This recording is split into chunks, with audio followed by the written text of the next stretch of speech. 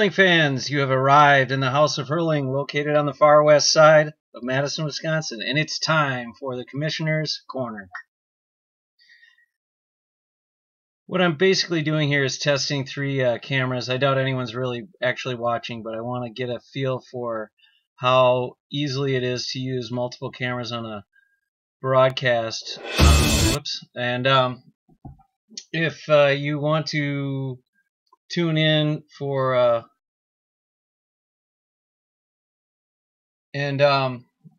if you have oh, hey Shane, thanks man, thank you for tuning in and let me know. I'm going to make this real quick. So I'm kind of making this almost like a broadcast format or newscast. So basically, let's start with league and review. This year we had 5 teams. The captains were Brian, Marcus, Pete, Alan, and Derek.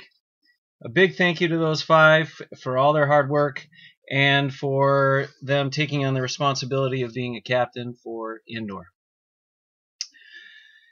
They were given a chat room and a single charge, which was to win the league by any means possible, benefit from a league that has captains deciding and dedicating time to the strategy both on and off the field. Again, this is more of a test of, I'm just filling this to see more how the camera can split, and if we potentially use it in an outdoor league, whether it can easily cut back and forth without too much lag and stick with the audio. So anyway, onward with the league in review. Congrats to Team Red with a big win and to Black for a solid performance. Actually, we had a crowd watching and there was a bit of buzz surrounding the game. So thank you to all the people that came out to watch and cheer everyone on. We do have one game left in the league. Blue is looking for an opponent. Marcus says he is checking with Team White. So if you're on Team White, you should check your WhatsApp chat group, respond to him, and let him know if there is any chance you can play. I think it would be a heck of a rematch. Blue and White played to only a 5-point differential their last time, and I bet you it would be a good way to finish up the league. Also this year we had 18 new guys, which started the league for the first time. That's absolutely amazing. Nearly half of our league was brand new people. Welcome to all of you. I hope you had a good time. I did try for the first time to have a what we call a low draft matchup, which basically means that those people who were in the lower drafts and typically don't get as much draft play or play on in the games had some time to participate and hone their skills, and I hope that all worked out as well. Now, on to the injury report. Alan had a knee injury yesterday. Last report was he was feeling better today and feeling better already. We are all looking forward to his return.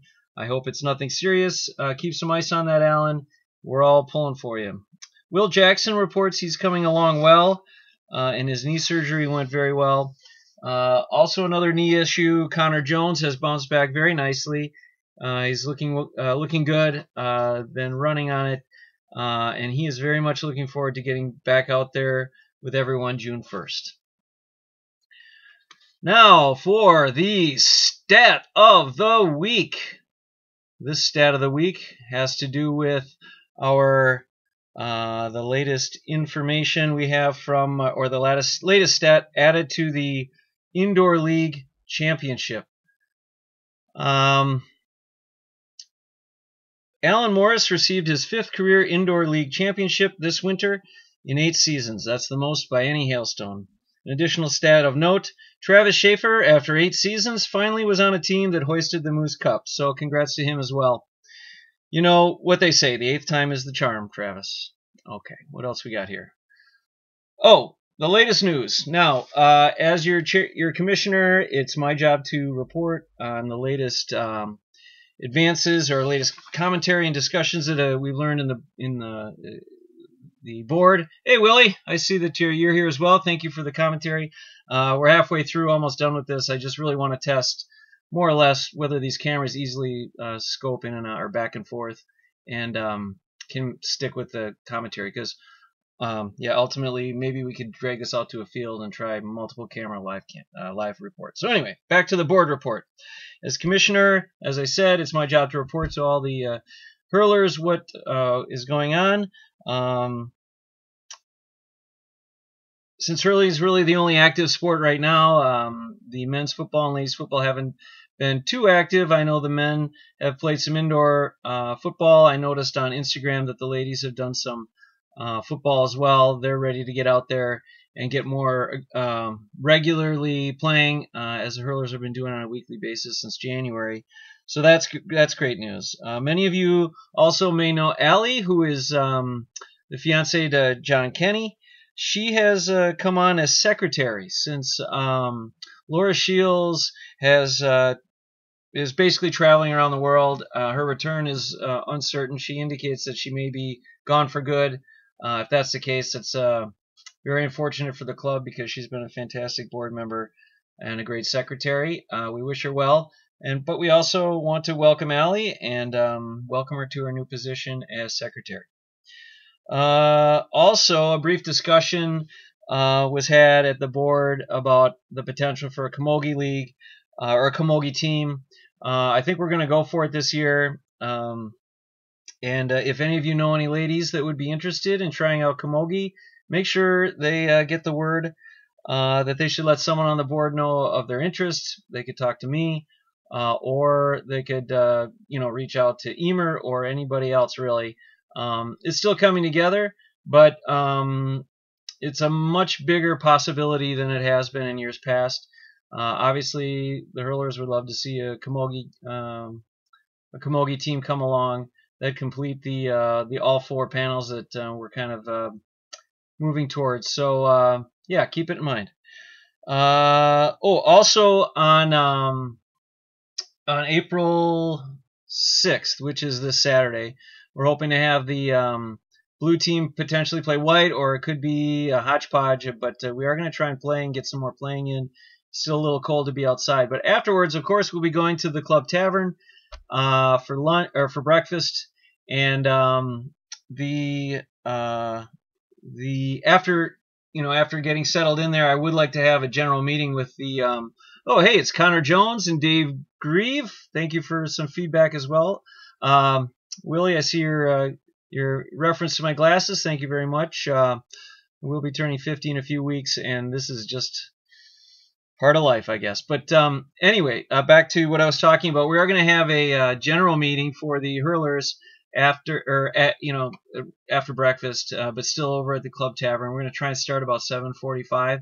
I think it's important that we try a formal meeting as a hurling group, simply because we have so much. Hang on one sec, getting some feedback here.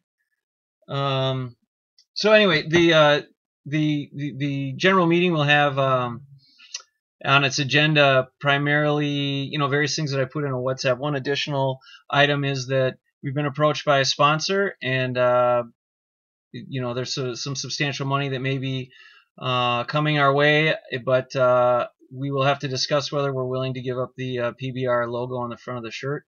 And any difficult decision obviously should come from all the members. So I encourage everyone to come so we could talk about that and many, many other things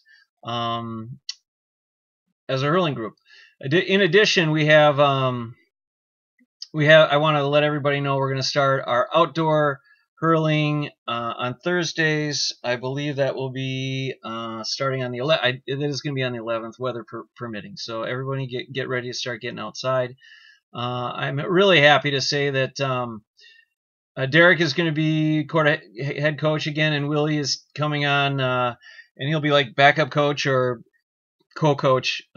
He did a fantastic session last year in the rain when nobody wanted to really do anything. He got 20 guys to basically go hard for an hour in the rain. He's going to be a fantastic motivator as well. So thank you to Willie. Let's see here. Additional news. Dave Dodge, I don't know if any of you have heard, but he's headed off to the Appalachian Trail. This is no joke. The Frank Sinatra of hurling, a.k.a. Solo Jesus, has informed us that he's not going to be with us this summer. because it's basically a lifelong dream of his, and we wish him well as he heads off on such an awesome adventure. But we're definitely going to miss him. It won't be the same on Thursdays, Dodgy. Hurry back, be safe, and we're going to really, really miss you for a few months. But I'm really glad that you'll be back. Also, in new news, there was a really fantastic podcast done by Benji and Fish and Willie and Eli. I don't know if any of you caught it. It's on Eli's Twitch account. It was fantastic. It kind of focused on interviews, kind of a lighthearted take on what's going on with the club and what everybody's up to. I really hope that they maintain that broadcast, and we all kind of stick with that. It's another great outlet for the club, and that's really what it's all about, having a lot of fun. So I definitely encourage them to stick with it, and any help anyone can give them, make sure you volunteer to do something like that. And my last note here is, as I said, practice begins April 11th, Thursdays at 6:15. So that is really the extent of the news report section of this. Now I'd like to kind of just test cameras, and the point is I want to go back and look at this. I appreciate some of you joining in just to follow it. I don't know that I'll be doing a regular newscast unless some people feel like it's worth doing a 15-minute thing like this with feedback, because we got a chat room and everything like that. But I do want to go. So what I'm thinking is we could have a left camera pointed at one goal and a right camera pointed at the other goal. This could be a desk camera, or again, I'm just talking while I do this to see if the audio goes along. This could be pointed out on the field. One idea I thought we could have like a person, like kind of a let's go to the field kind of thing. The only person who was willing to volunteer was my dog. So Lucy, what can you tell us is going on down on the field? And then, well, she fell asleep. So, but anyway, that's, I just want to get a feel for multiple cameras. Could we have a switch operator? Hey Brady, I see Brady's along here as well. So, yeah, 7 watchers, that exceeds any kind of live gamecast, but hopefully the quality will go up significantly if I continue to use multiple cameras, and we can kind of work with that.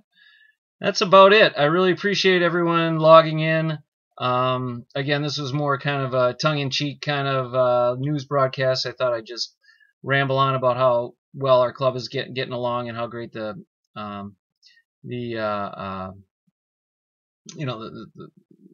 things have been going and the league went. But hopefully I'll see lots of you. Well, she's still asleep, so I can't really get a newscast from down on the field. But hopefully I see all of you guys on Saturday. If you can't come and cheer on everybody at the match, head on over to Club Tavern and see what you can do to come on down to the Club Tavern and then do our meeting so that we can kind of talk about general business.